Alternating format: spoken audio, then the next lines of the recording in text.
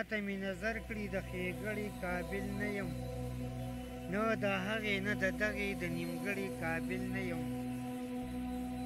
چې ګناه ته مې نظر کړي د ښېګړې قابل نه یم نه د هغې نه د دغې د نیمګړې قابل نه یم عقل او فکر را سره او خپل له حد مې ښایسته نه کړو عقل او فکر را سره او خپل له حد مې ښایسته نه کړو ما تراخه دام راخوړلي چې د ګوړې قابل نه یم زه به څه کم محلونه چې وړی ځان سره نه شم چې سبا له پاتې کېږي د جونګڼې قابل نه یم زه به څه کړم محلونه چې وړی ځان سره نه شم چې سبا له پاتې کېږي د جونګڼې قابل نه یم او دومره یم بېوسه یو میږې وجلی نه شم په کمزورو کې کمزور یم د جګړې قابل نه یم او دومره یم بېوسه یو میږې وجلی نه شم په کمزورو کې کمزور یم د جګړې قابل نه یم چې واپس ترې راغورځېږم هېڅ حاجت خطو ته نشته زه رحیم په ځمکه ښه یم خو د لوړې قابل نه یم جهانګیر لالا جی جی ارشاد دریاب صاحب د غزل مطلب بغیر ترانو او ملګرو ته پیش کړم د غزل مطلب ده چې په لمسه د رقیب کمې غصې نه یار شړي په لمسه د رقیب کمې غصې نه یار شړي په زیړ مازدیګري چې مې کوڅې نه یار شړي ډېره مننه په لمسه د رقیب کمې غصې نه یار شړي په زیړ مازدیګري چې مې کوڅې نه یار شړي او شعر دی چې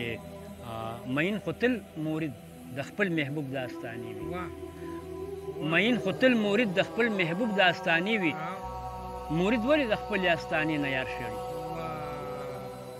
مین خو تل مورد د خپل محبوب داستاني وي مورد ولې د خپل آستانې نه یار شړي په زیړ مازدیګري چې مې کوڅې نه یار شړي او ستا یو ځل یې رټلو داسې جوړه ترې رقیب کړه دریاب صاحب ستا یو ځل یې رټلو داسې جوړه ترې رقیب کړه چې مخکې هره ورځ یې د کوڅې نه یار شړي مهرباني ستا یو ځل یې رټلو داسې جوړه ترې رقیب کړه ستا یو ځل یې رټلو داسې جوړه ترې رقیب کړه چې مخکې هره ورځ یې د ګیلې نه یار شړي په زیړ مازدیګري چې مې کوڅې نه یار شړي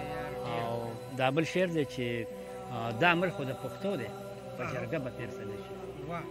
دا عمل خو د پښتو دی په جرګه به فیصله شي بیا ګوره چې ما څنګه د جرګې نه یار شړي مهرباني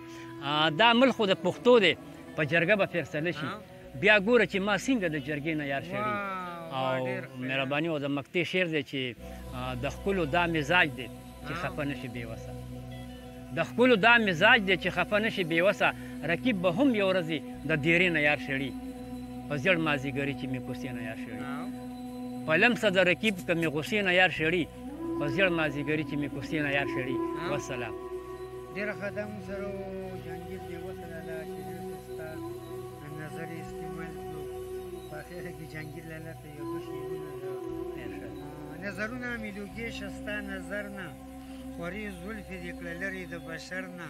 وطن دوسته خو یو وارې مخ ښکاره کړه په انتظار کې دې ولاړ دې سهار نه جهانګیر لالا ډېره مننه ښه ده وبا ده وختونه ډېره مننه دریاب صاحب تاسو موږ له ټایم راکړو ستاسو ډېره شکریا ادا کړو والسلام